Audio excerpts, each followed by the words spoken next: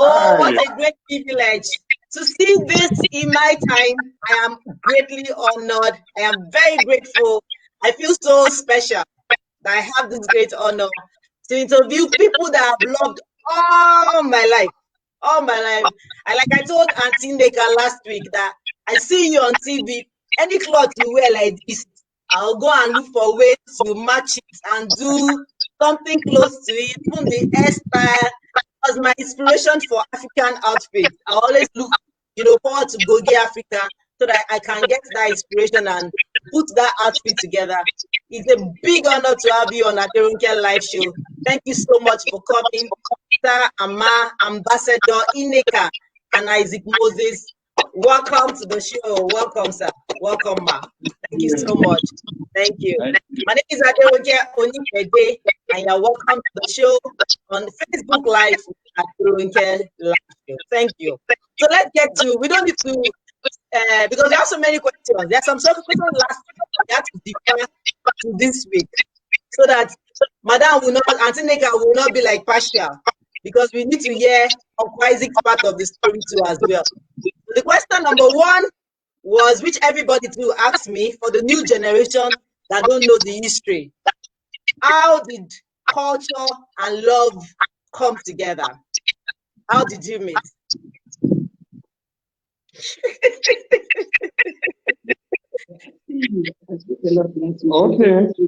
Okay. We actually met, back in the days, I was into acting, right? Yes, I remember. Yes, so we had an audition at a movie called Love in Vendetta. Yes. So it was at the set of that movie that I met her at the audition. So I was meant to play her boyfriend in the movie. And you know how it is. I took it a notch further after the movie. And of course, one thing led to another. The story is, you can tell. Yeah. Thank you, sir. Yeah. So was it from that time you knew you had the same passion for culture, or it was when you were cutting, you now found out that you had similar goals regarding culture, promoting culture? Well, what actually led to us promoting culture was, back then again, I used to run a radio show, right? And my producer would want us to play music that is hip, music that is American, all the happening current music there, and felt that our music, our traditional local music, could bring down the rating of the show. So after a while, I felt, look, I know a lot of musicians who are friends of mine, like Shegun Arinzeden. He's a musician. There was Helen Child. There was Tina Onwudiwe. I didn't have opportunity to play their music. So after a while, I gave up the show and decided to do something that is indigenous, something I would have control over. And that was when I decided that, look, it has to be something African. It has to be something indigenous. It has to be something that's ours. So I ran it by her. I told her, look, this is what I want to do. And she said, why don't you do it on TV? I said, wow, doing it on TV. TV is capital intensive. I don't have such money to do something on TV. She said, no, let's just start. I would show that I would give you my costume. I would costume in an African, get up. And I said, okay, that will be fine. That means you're going to co-present with me. And she said, no, she's not going to co-present with me. That she's not a TV person. I said, don't worry, it's not live. We'll keep doing it until then. Only the ones we got right that's going to go on TV. So yeah. So she accepted, and then we started putting resources together, tried to create a montage. Eventually we created the montage and tried to do the first episode. A lot of episodes didn't see the airwaves because we ended up liking it. So we jettisoned shows that we didn't quite like. And first one, which we aired on Independence Day, on NTA 10, on DBN, and AIT. Wow, DBN. Yes, I remember DBN. Exactly, and MITV. MITV, yes. The same time on that 1st October 1999, we were all seated at home, and we were so excited that we finally broken the chains. We found something that we liked, that we were comfortable putting on air, and of course, from there were subsequent episodes. Oh, awesome, awesome! That's so amazing to hear that. We just watch. We don't know the work that go behind the scenes. We'll just see it. We'll just be happy. Awesome! So thank you so much, sir. Thank you. I found out that when she now got in, she started, exhibiting a lot of interest. And coming up with ideas that would only move the show forward. And, before you know it, we're even going to the nearest country here, Benin Republic, just down the road, get more exotic culture of these people and to include in the program. And that was when, from there, we started contacts from different people we met. Some people invited us to a cultural festival in Berlin. That was our first foray going outside of, from going outside of Africa into Europe for a carnival called Touron. It's in Germany, and it was like getting a lot of exotic footage of different cultures from different parts, even including the diaspora. So wow, fantastic! Yeah. Awesome, fantastic. So let me ask this question so that the couples that are watching, because a lot of people when they saw your picture for publicity, they're like, we like them together. So when I came last, they met me and said, no, we want the two of them. There is no Goge without Auntie Nneka, and there is no Goge without Uncle Moses. So you have to be together. So which will lead to the question that could you have gone far without her support? Maybe she didn't have interest in what you were doing. Do you think it could have worked? Honestly, it would not have worked with a dual presentation that we have. I probably would have been doing the radio thing if it wasn't there with her, like doing radio, which I'm sure I would have been able to handle it alone. But as our partnership in this gave it a lot of fillip. And honestly, we own it. The sky is not the limit. Amen. Yes. True. So, Auntie Nneka, beyond the fact that you just wanted to do the culture, the outfit, and all that, your first episode, what was it like? Since you were shy, you didn't want to do, you didn't want to come on air, you just wanted to be behind the scenes. But he told you that you can't do it. So, how was it for you? First episode I was it because I wasn't sure of what I was expected to do, so I wasn't flowing. But after that, I kind of got in the group. I started liking it and loving it.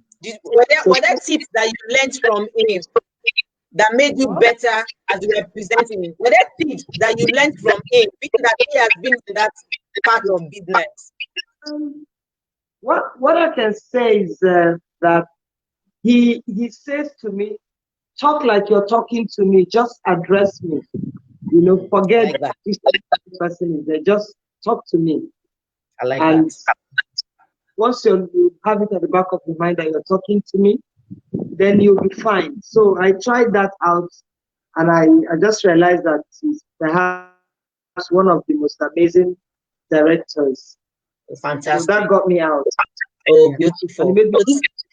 That's awesome. That's a tip for couples to learn. So you don't have to be perfect in that thing. Your partner can as well be that push. That's your support system. And you also can also learn. Don't feel that you don't need his or her support. So it's a symbiotic relationship. It is. Right. Thank you, Ma. Can I ask you, when he told you to start this journey with him in marriage and all that, were you just convinced like that? What gave you that conviction? Because you are in the industry. He's in the industry. Were there no fears that you're in the same industry? If anything happens, Because you know there are couples that work in the same environment, and they're always scared that if anything happens, that means both of you will be affected at the same time. Didn't you have that fear? Well, my kind of person, I don't worry so much about tomorrow, because I know that I'm not in control of tomorrow. So when he said, let's do it, it sounded nice, it felt good, so I did it. And I'm like, if it works, it works. If it doesn't work, we move on to other things. So I usually bother myself taking care of what God should take care of. I like that. If you get fears of trying to make sure something will work before you go into it, then you'd never go into it, because there are always reasons why something will not work. Just like there are so many reasons why you will also think it will work. So just take a chance. I'm a chance person. I just take chances. I like that. And I think that's one thing we also notice about you, because this desire without aiming for Africans to get their steps to their culture, and only take your kind of strength and your drive and your passion. Like I told you last week, when you were speaking of the places you've been to Africa, your lights lit up. It changed. Everything just changed. Your smile changed. Immediately, even the people listening told me the same thing, that your face just changed. You could see the fire in you, and you drew us into that passion with you. Well done, man. Thank you. So can I ask this also?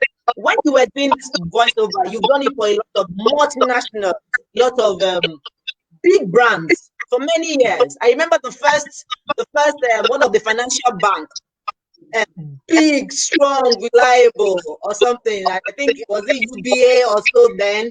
That advert was UBA, yes. We always, as in front of my house, yeah, my elder ones, listen to your voice, So there was a date I had an interview, and they brought you on real screen. Say, we've been hearing your voice for years, but we never got to see you. Until that was how the voiceover was able to affect us, even though we didn't see, the man behind the voice, but your voice always find a way to connect to the people. And you have also been using your voice to promote a very strong, area in Africa. Can I ask this? Do you think this voice is a gift, or you learned to work? Is it a gift or a skill? I think, well, honestly, in fairness to everyone listening, I didn't know I had a great voice. Wow. Until people started telling me. And I said, okay. And then, okay, after school, looking for a job. And you come for a job interview, and the guy is telling you, look, you sound like a radio personality. You should be on radio. You have a good voice. And I felt perhaps it's just a nice way of telling me there's no job for you here. Go to the radio station. And it started getting into my head. Perhaps they have a point. Perhaps they're saying the truth. And then my friends, I got working with a gentleman called George Martins. He would say, he'll write out the scripts. Even then, I never knew you get paid for voiceovers. All right? And he write out the script and say, guy, Moses, please use your big voice and read the script. Let's put it on the I say, okay. I'll only gladly do it. I actually liked hearing the sound of my own voice. So I'll record it excitedly. I'll read the script he had given me to read. And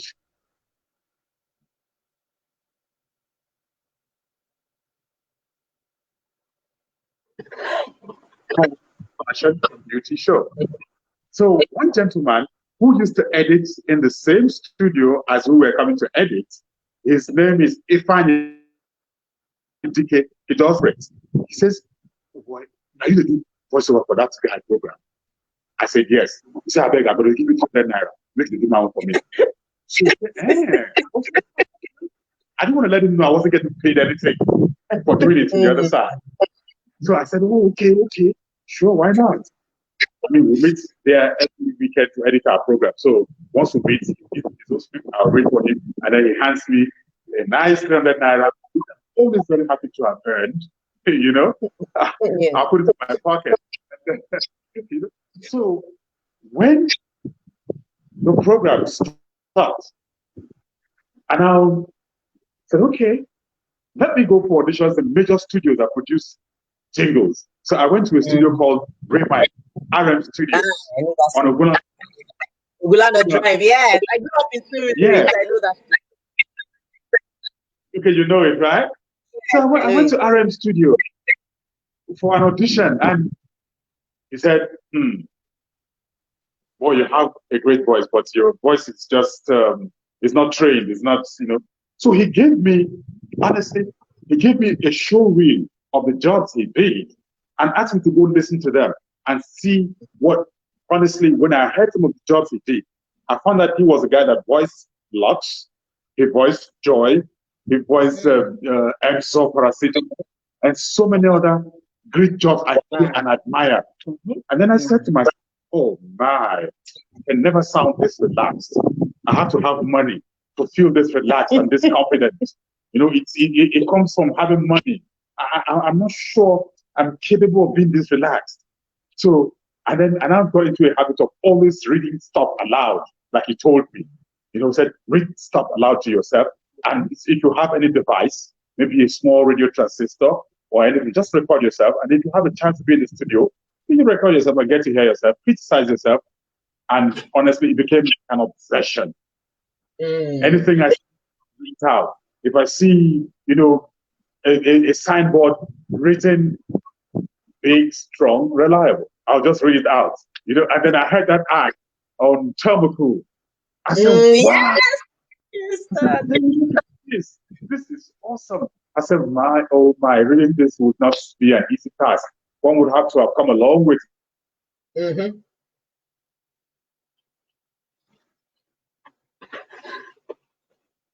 Okay, right? And I started using very good scripts that I hear on radio and on TV to rehearse. And after a while, it's about confidence. Voiceover is about confidence. It's about style and attitude.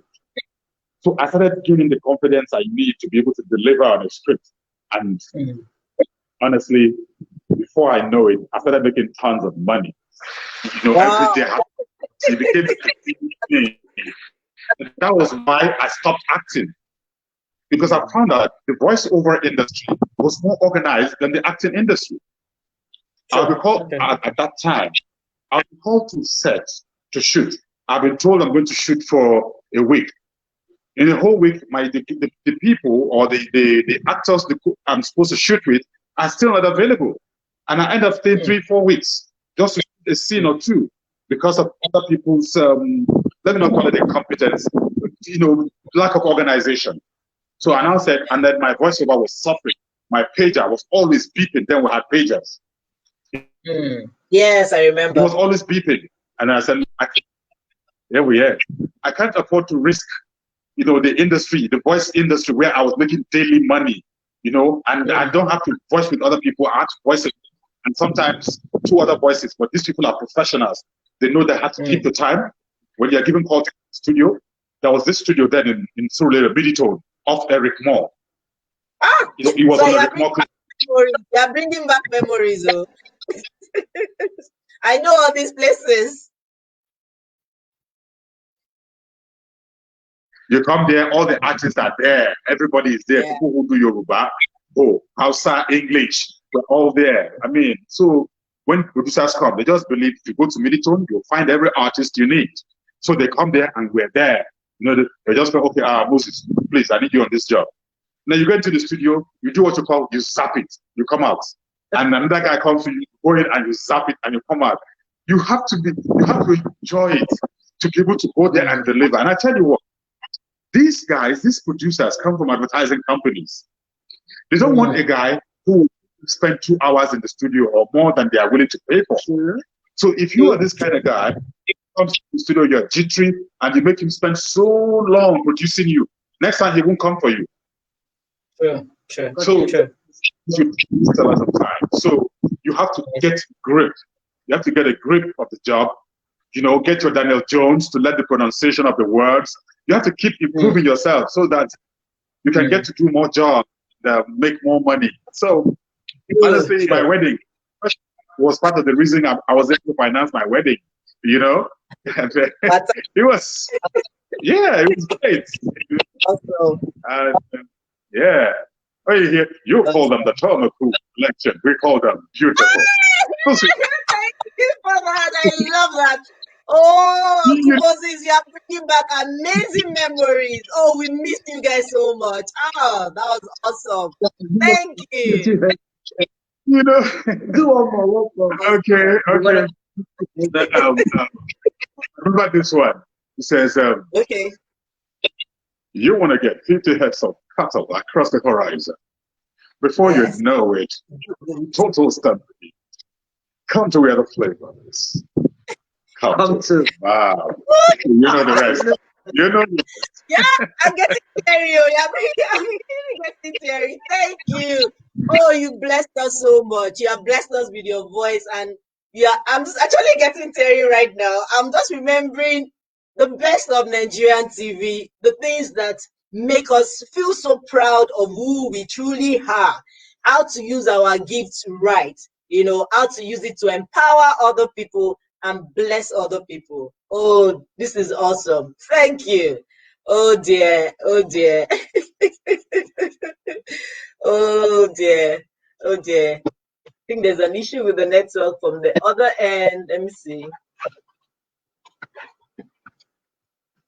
Can you hear me?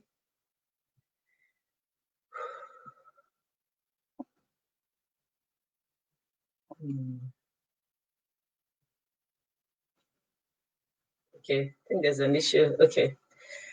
There's an issue with the other end. Oh, we've been getting so much. Oh, Uncle Moses just brought out a lot of memories, great memories. The network will be back. The network from the other side is fluctuating. They will join us back shortly. I remember that advert so much. Do you remember which of Uncle Moses adverts can you remember? If you can remember any of his, please post it. Any of Uncle Moses adverts that you can remember, please post it. Let me see who I need to give somebody a gift. Anybody that can remember any of Uncle Moses' advert, just name the advert. Don't say the words. You might not remember the words. Just put the name of that advert on this thread. We need to bless somebody with a gift for remembering this amazing uncle of ours that has done so well, promoting and encouraging people to use their voice to bless others, and to encourage more to it. I know you have a voiceover business training school, so people can the people can join now to get trained on voiceover. Oh, yeah, of course. There is an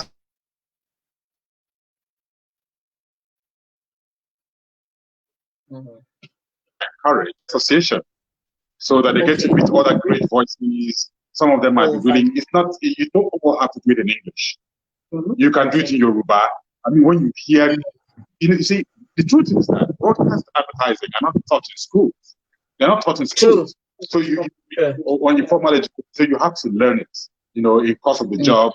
Voice workshops and seminars that we put up as an association, and you get to hone your skill, learn a few tricks. In the course of that.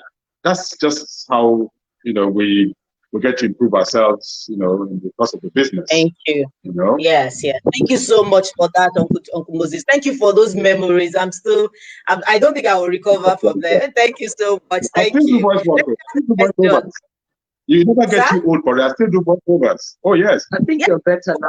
I'm better now. As a matter of fact, my clients send me scripts.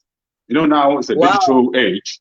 Wherever we are, if I could be in Tanzania or in Kenya, and I get a script on my phone, and I tell the guy, look, I'm not in Nigeria. I'm in so country. Their studios are a bit higher. Would you want me to record it there, or you want to wait till I get back? He said, no, record it there. You credit my account? He says yes. Okay. And I record it there and send it to him via PDF or that means your business is corona free. It does not affect you. There's no effect. Oh yes. It's corona free. There's no limitation. No. Do you know that during the lockdown, scripts would come, and that's why we have to have a sophisticated device. I recorded the voice, so I got in the cupboard in my room, in my wardrobe, removed the clothes there and used my phone to record and treated it and sent it to my client. My client couldn't tell the difference. Sure. Can you imagine? You know? Awesome, Yes. awesome. Thank Truly you. awesome.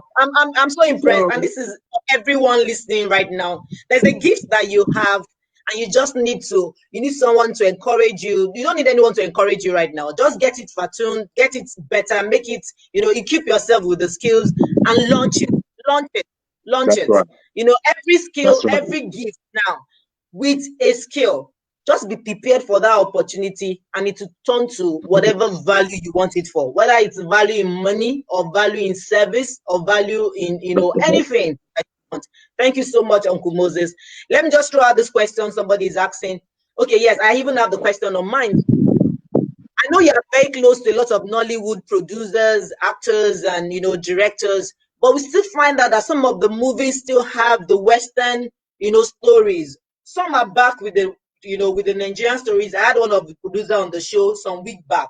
Charles Nwagbai is among those that produce the Nigerian stories, and we would like to see more of that. Producing more of Nigerian stories.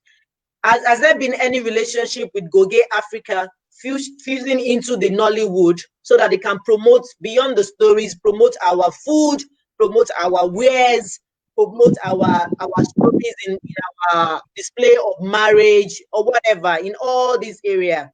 Is there any partnership with Nollywood in doing this? Yes. Oh yes, I'm sure you can, because we have a partnership with Nollywood. Okay, presently we actually have a partnership with Nollywood. What we did is to bring them into tourism properly, because they have been promoting Nigeria's culture. There is nowhere we go to that people don't ask us about one Nollywood person or the other, or even try to speak in our language. When some South Africans will say to Fiakwa and stuff like that, what they are doing is they are speaking into our language. They love our food, they love the way we dress. So already, Nollywood has been promoting and projecting the best of Nigerian culture. So what we did is to pull them in, especially the Actors Guild of Nigeria. We pull them in what we do. We have an agreement with them to promote Nigeria.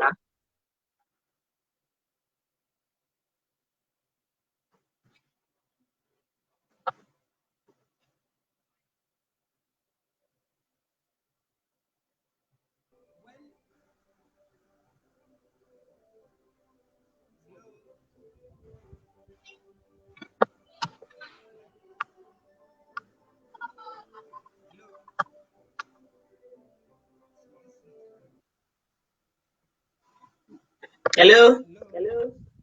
Okay, can I hear you now? Okay.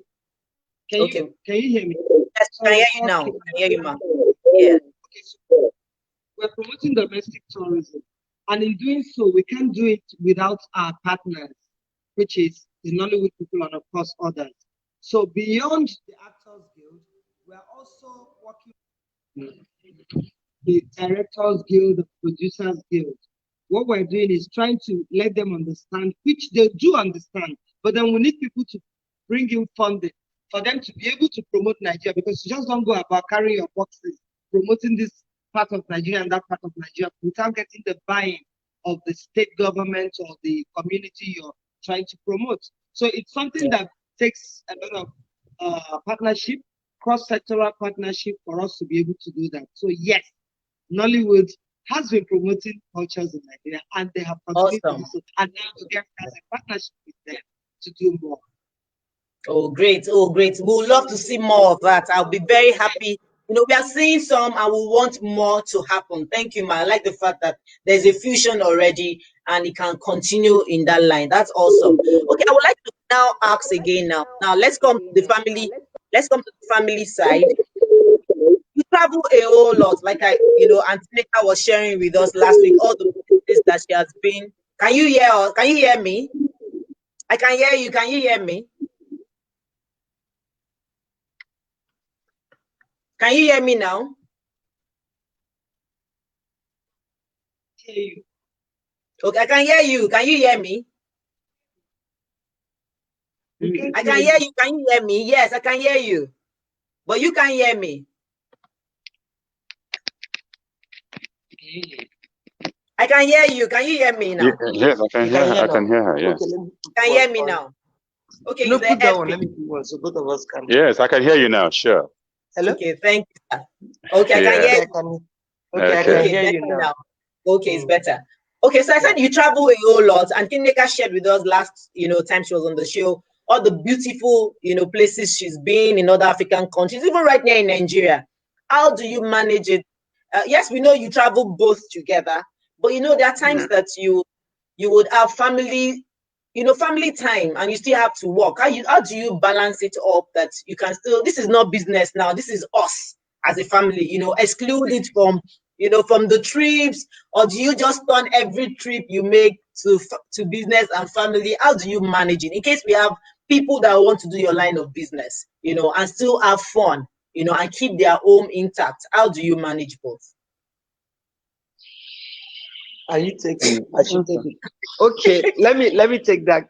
He needs to pick a call, but Okay. as far as I'm concerned, when you say family, for me, family is where Isaac is and I'm there.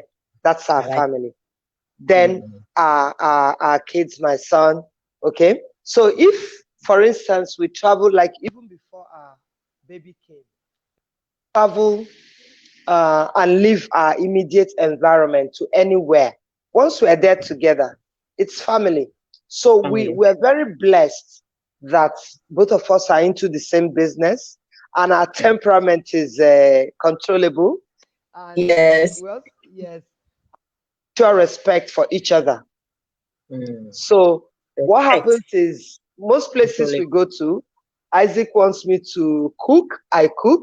So when you travel to a place that is as far as maybe the United States or India or wherever, and I'm able to make him okra soup and he swallows something, so he doesn't even feel like he has traveled. It's like we're home, we're together.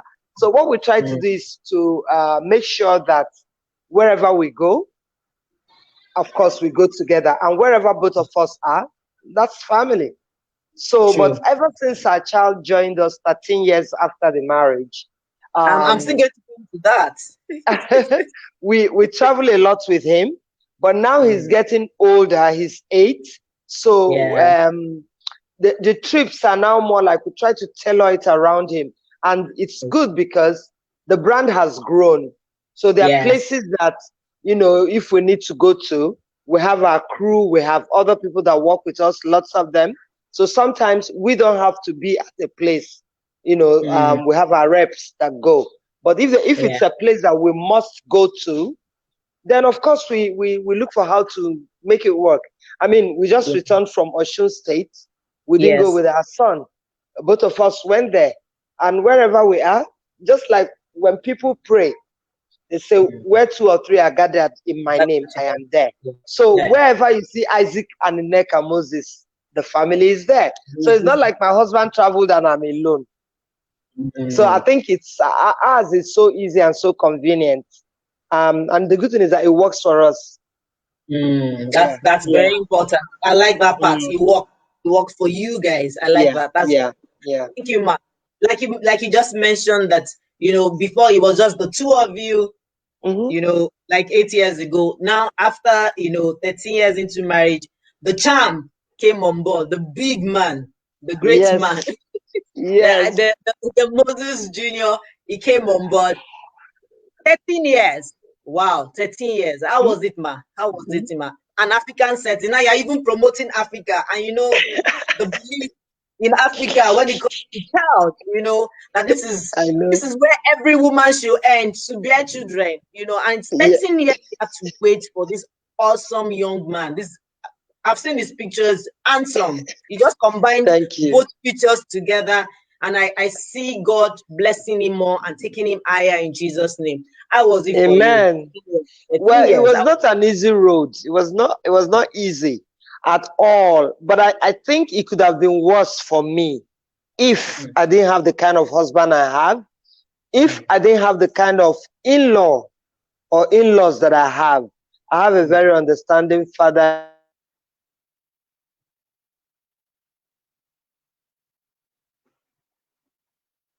Hello. I call my Hello. sister-in-law sister-in-law. Yes. So, and what that says is, you see, if you have good people around you, your pain is a lot easier. You don't have people taunting you. You don't have people making you think about it every single day. It makes it a lot easier. And also, I think really the grace of God was quite sufficient for me through those years that we had to wait. But that is not to say that I don't have the moments when my period comes, I notice it, I start crying, my heart starts beating, and then my husband is a man of faith without being a pastor or being a church goer. He's a guy that believes so much in God. So he said to me, why, what's up? Why have you changed your countenance? I'll be like, it's my period. And he'll be like, don't worry. If it's not this month, it's next month. Let's go back to work, Jare. He makes light of it. And because he doesn't make me feel that bad, it's a lot easier for me to bear. And then there are times when, those days when friends will invite us to their children's naming ceremony, and we're like, okay, if we go there, we don't have a child. Okay, or birthday parties. The ones that kill us the most is birthday parties. I actually love the naming ceremony because when I go, I'll continue to tap into the blessing. But the birthday party, we'll be like, okay, so who are we going to take there? Okay, if we get there, we'll look awkward. We don't have kids of our own, So, but then most of the time we brace it up if we're around. We go, and there are a couple of times when they ask children, at birthday parties, they'll be like, okay, go and pull up your mom, dance with your mother or dance with your dad. It's time for daddies and mommies to dance. There are occasions where some kids a child from nowhere will come and pull me. I'll be like, where's your mom? And they'll just pull me, and I'll dance with them, and sometimes they'll say, let the parents dance. Me, I'll stand up, or Isaac will stand up, we'll dance. And, so the thing is, you don't have to dwell in the negatives. You don't have to dwell in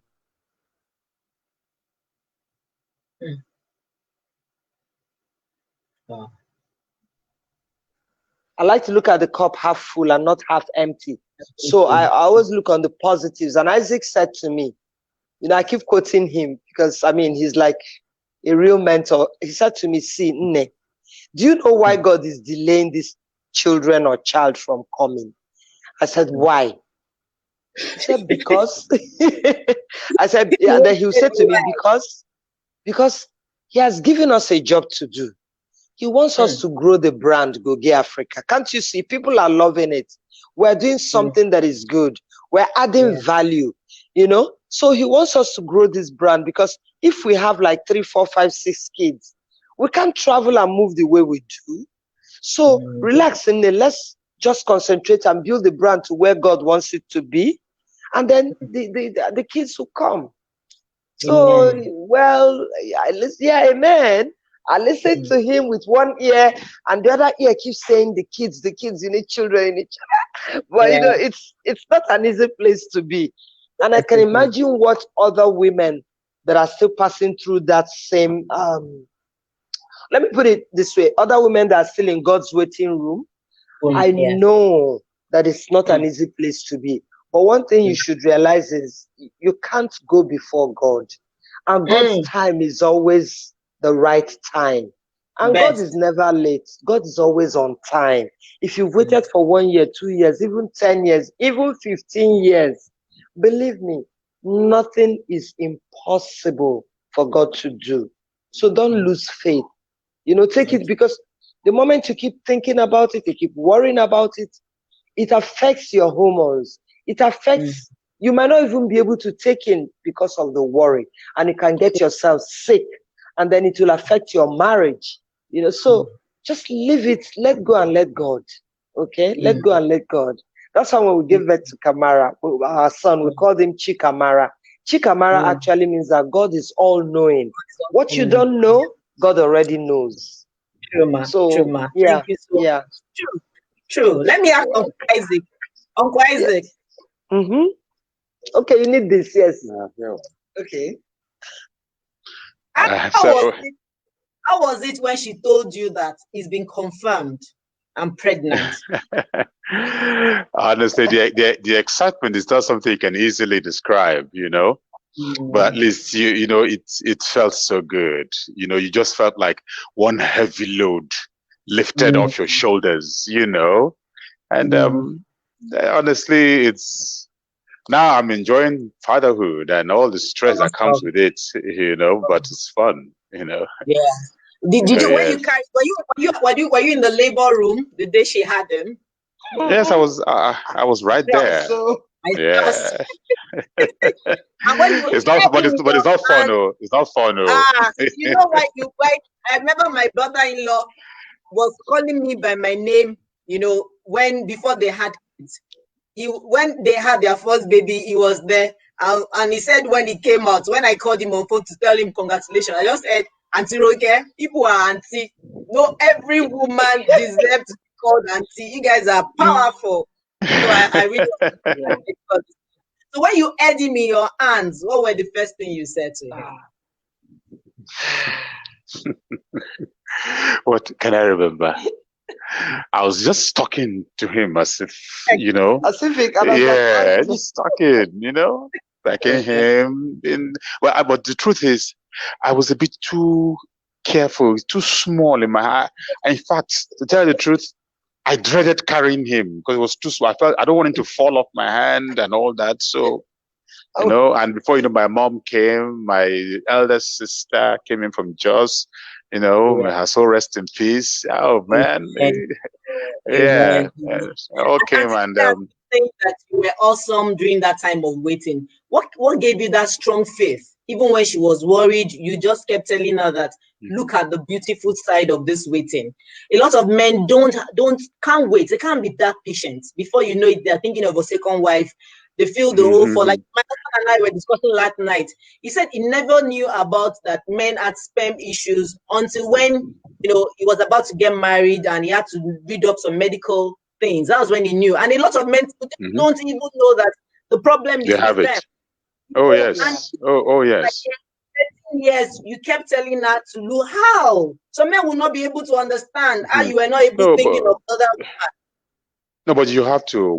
It's important that you face reality. By the time you go and do a check, you know, what they call sperm analysis, it comes low, you know, and then that's an issue you don't even want to talk about because you don't even know the cost. They will give you all the drugs to be drinking, you'll be drinking, you know, but then again, they tell you something that only just one viable one will do the trick.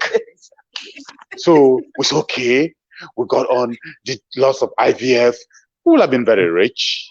We did IVF, you know, they take your money, nothing happens. You go to London, do IVF, it didn't work. Egypt, India, America, Nigeria, you do, you know.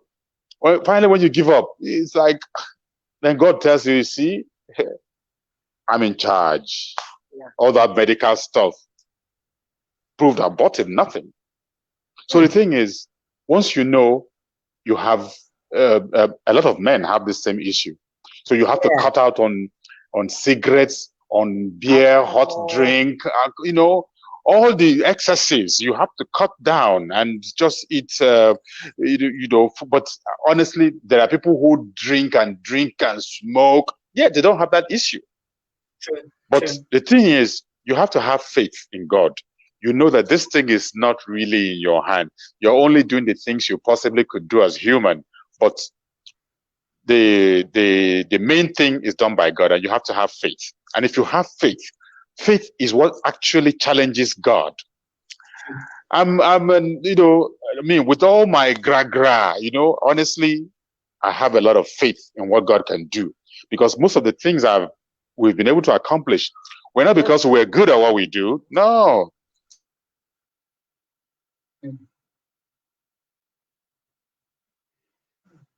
1999, they're not on TV. Sure. We are still on and even getting better. It's now that it's even getting better. Yeah. You know, it's getting more. A lot of countries want to work with us. You know, partners here and there. You know, so it's actually the grace of God. That's, in my opinion, it's the grace of God. Because those who didn't sustain their program, not because they don't know what they are doing, not because they couldn't do it, but the challenges are quite enormous, honestly. In a very unregulated system like what we have, the challenges are enormous. You know, these TV stations want you to pay money. You have to pay for practically everything, editing, and then when your edit suites have challenges, you have to import the parts. You know, otherwise you get a fake one that will not last. You know, so it's and then the dollars exchange rate is you don't want to go there. So thank God for the digital age, you know, online and so a lot of people can do what they have to do now without having to, you know, pay through their nose to get started, you know. Awesome. I have 2 questions before we now begin to round off. So let me ask the final business question now. So you've been doing a lot of orientation on tourism, like Auntie Nneka said last week, local you know, tourism, trying to encourage the places in Nigeria that are beautiful. I actually went online to read about those places she mentioned, and truly, like she said, they have loads of places in Nigeria that are beautiful. You know, to go and visit, have their family time there. You know, you don't have to, like she said, you don't have to spend so much to appreciate the beauty of Africa. There's so many beautiful things in Africa. So let me ask now you are doing tourism, what project are you doing right now, you know, for these younger ones? Because everybody wants to everybody wants to make money. Yes. You have come, and it's now that it's as if the calls can't stop you know, last week. It was so difficult, but I just said these 2 people must come on the show, whether the devil likes it or not. You know, your schedule is really busy, but I just kept on because I know that you have so much. I have seen you give so much, and I know that a lot of people have not really heard, you know, that part of you that many don't know. So how do you involve the younger generation to see that this is us? We can't change who we are. We are Africans, and we must learn to appreciate who we are. With your recent project on tourism, partnering with state government, with, you know, corporate organizations. You know, the younger generation are very much they are very aware of what is going on because they are very digitally inclined. They are the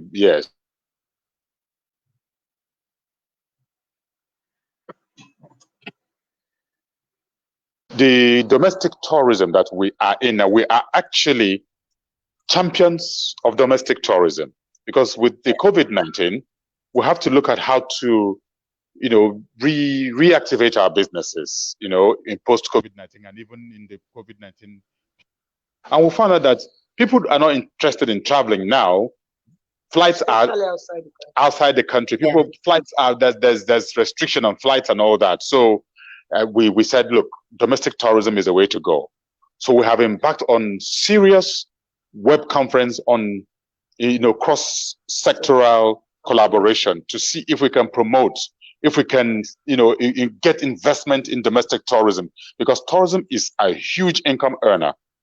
It is something that if properly harnessed, honestly, Nigeria will be so rich because Nigeria is eco-tourism ready.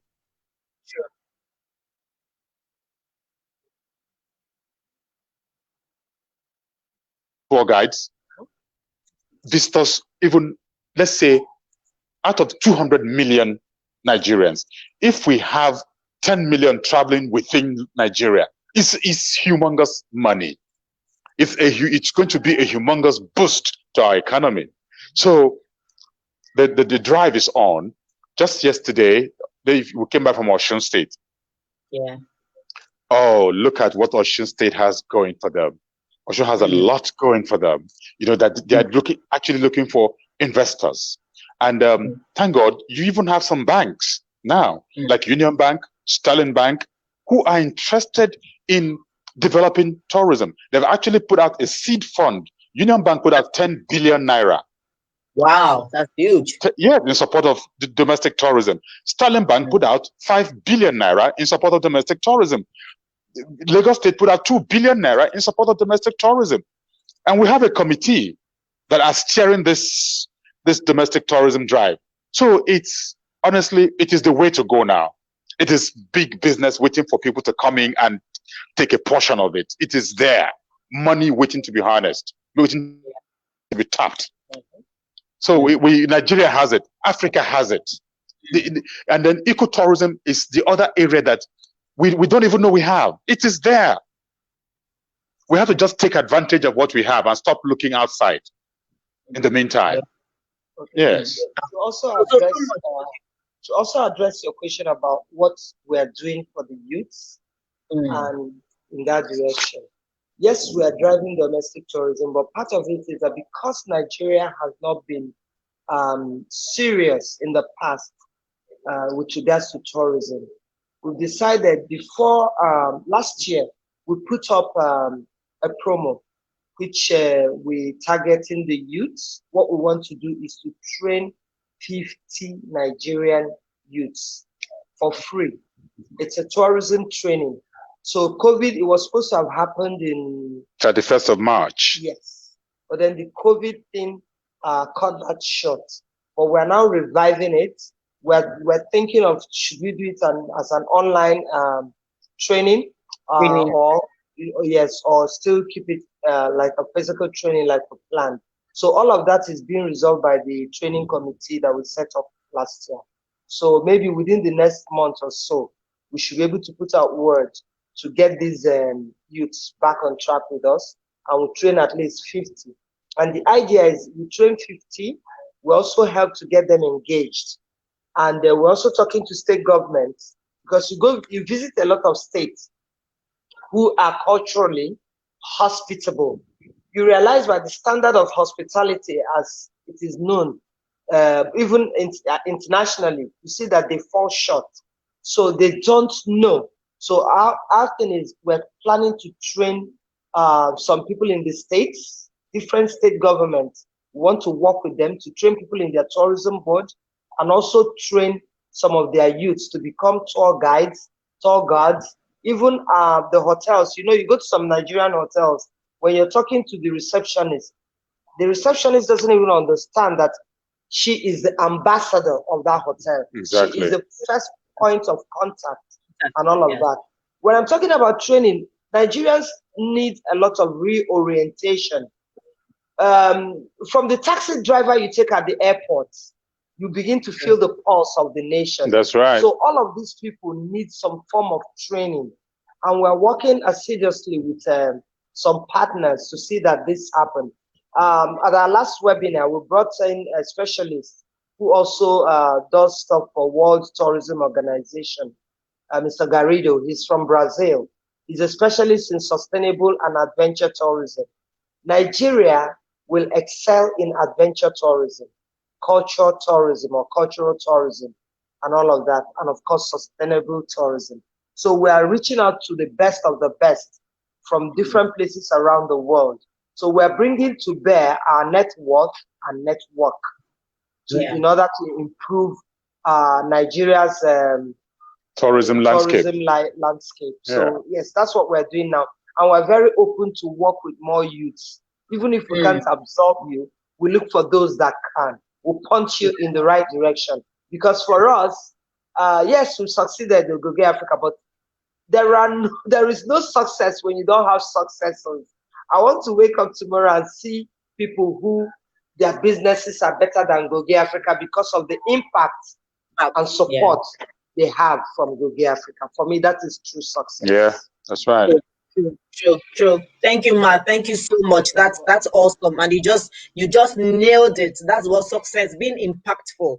That's what it's all about. Somebody is just asking, Extra is asking and saying that, how do we showcase more of our culture to the world? You mentioned them already, involving the younger generation through the digital systems and, mediums, training, like you said again, reorientating all the way, as simple as it seems, from the airport, from the taxi driver to the receptionist, all the way. We all represent the brand called Nigeria. And if we cannot sell ourselves, nobody will sell us, to the world. We have to be our own marketers and sell who we have. We truly have, a lot of bad news all over the world about Nigerians. But we know, like you, we have people that, promoting the beauty, which we truly have. We didn't form all these places in Nigeria. They are there. But we need to let people know that they are natural. It's blessing that God gave us.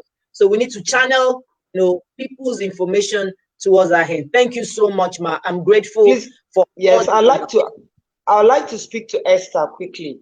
For Esther and all other Esthers out there, and when I say other Esthers out there, I'm talking about young people. We are fond of tweeting and retweeting negatives. We are fond of trying to be the first to share, even on WhatsApp, bad news. Stop sharing bad news. When you make that your pot of egusi soup that you like, snap it, put it up there, talk about it. You wear that your nice Nigerian dress. You visit somewhere, something good happens to you. Share more positives than negatives. A lot of us are fond of sharing negative news. They say it trends. Yes, let's stop sharing bad news about Nigeria. It is so sad when you hear the negatives about Nigeria and it's coming from Nigerians. I dislike it when somebody say there's no hope for this country. There's no. What are you talking about? There is hope for the country. Look at Aderonke. Look at Nneka and Moses, the two people on the screen right now. Aren't we hope? Do we look like we are hopeless? No. So please, Nigerians, let's share more positive news and more positive information about us Nigerians and of course Africa. That's the best way to go. Thank you. That comparison is huge for me. You put me on comparison with you. That's huge, Ma. That's very. I'm honored. Thank you so much. You are so modest. Thank you, dearie. Thank you, Ma. Thank you. So in rounding off, I just want the younger ones to know that, because a lot of people, younger ones, get scared. There are now a lot of single ladies out there, single men, single fathers, single women. You are one of the few couples that we see on the screen, and for 23 years, you have been together, same business, promoting Africa. You've had your challenges. You've shared one or many that you've shared with us here now. Tell us the most beautiful thing, maybe not the most beautiful, but the beautiful things you love about Mr. Moses. And Mr. Moses will do, he will do likewise to you, Auntie Nneka. We're trusting. Yes, give them the tips that you see in this amazing uncle of ours that has made you to love him more. Let them learn from these tips. Why are you shifting now, Oga Moses? Anyway, the truth is, you see, the grass is always greener on the other side. True. There's something Nigerians call say finish. When a guy gives you his heart and he loves you totally, some girls begin to take him for granted. Some of you even get so, do I use the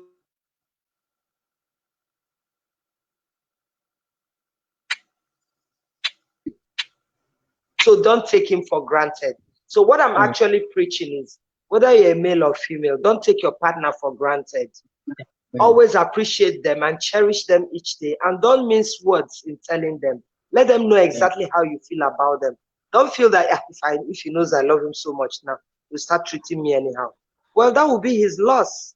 Then on the other hand too, or rather in addition to what I'm saying, to address your question directly, one thing I love about Isaac is that he's a guy that is very down to earth. He is humble. He has a fear of God. Okay, he has a fear of God in him, and he is very understanding. Understanding in the sense that he looks at me not just as a partner or a wife. He looks at me like he would look at his own sister.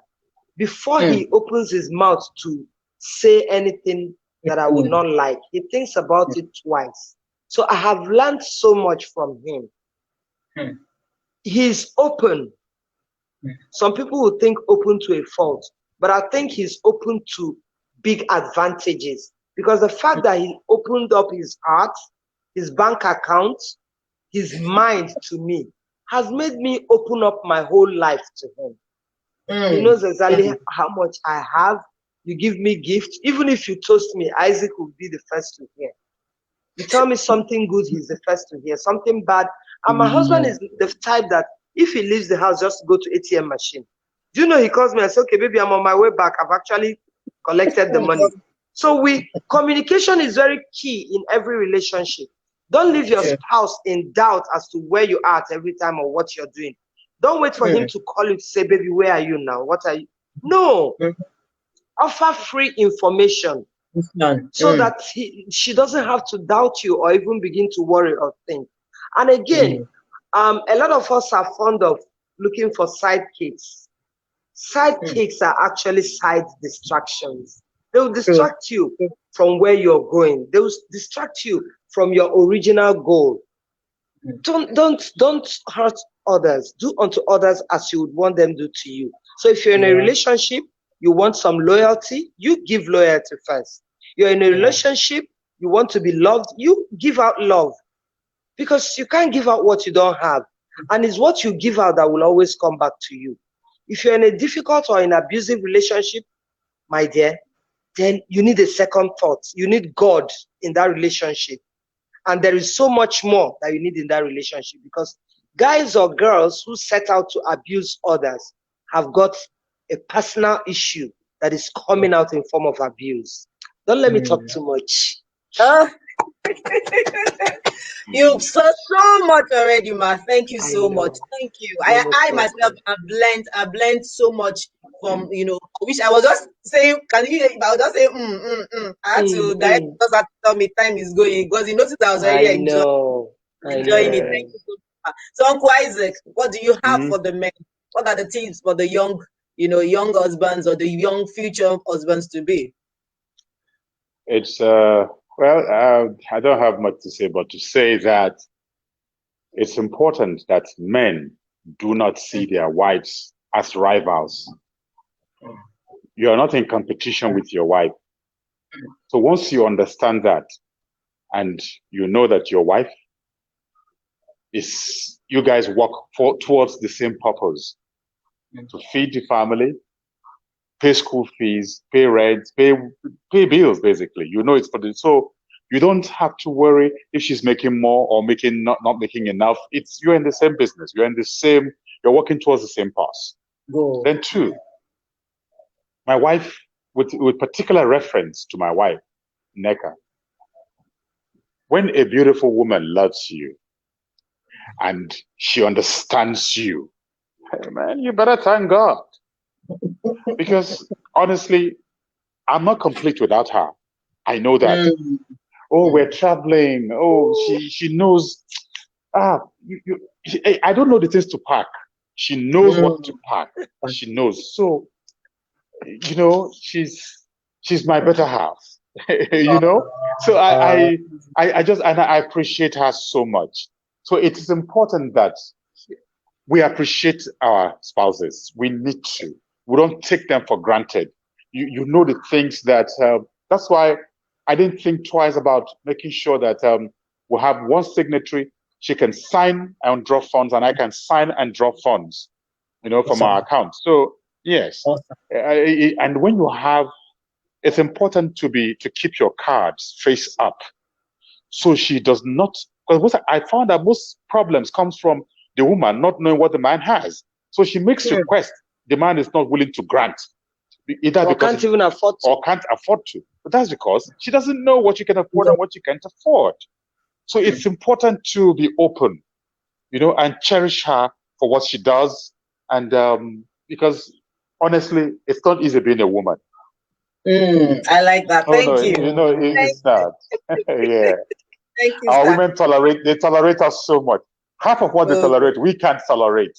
Thank you for that's that why. Feedback. Oh yes, that's the truth. I notice is the truth. Thank you. So thank you for having us. It's a pleasure being on your show. I'm so grateful. I am grateful. My husband, normally he tells me to round up maybe when it's 15 minutes to go. Yeah, he's just coming after 1 hour. He was just enjoying the whole interview. I'm so honored. I'm grateful. Thank you so much. I've learned so much. I've been blessed, to listen to your story and your journey. And I know a lot of people online.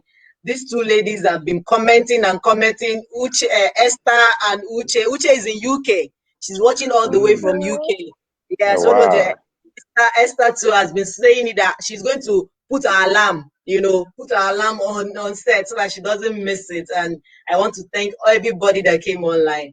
Please, thank you so much, Ambassador Nneka and Isaac Moses. We appreciate you. And I pray that the Almighty God will continue to bless your home. You have blessed our lives. You have blessed our homes. In every family in Nigeria, your name has been mentioned for the possibility change that we want in this country. And I pray that same will be for your generations yet unborn. The good work that you have done, the book of remembrance will be open for you, and your children will eat the fruit thereof. You have sown massive seed into our life, positive seed.